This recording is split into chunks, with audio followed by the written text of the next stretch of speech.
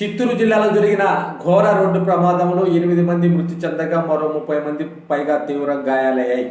చిత్తూరు జిల్లాలోని మొగలి ఘాట్ వద్ద శుక్రవారం సాయంత్రం ఈ ఘోర రోడ్డు ప్రమాదం జరిగింది. బస్సుకు అదుపు తప్పి లారీని ఢీకొట్టింది. ఈ ప్రమాదంలో మరో లారీ కూడా ఉందని తెలుస్తుంది.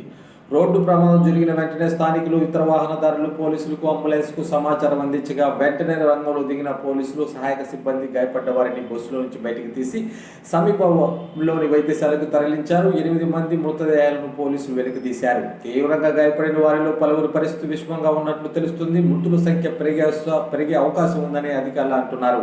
ఘాట్ రోడ్లో ప్రమాదం జరగడంతో భారీగా నిలిచిన ట్రాఫిక్ను పోలీసులు క్లియర్ చేశారు. సంబంధించిన పూర్తి వివరాలు తెలియాల్సి ఉంది.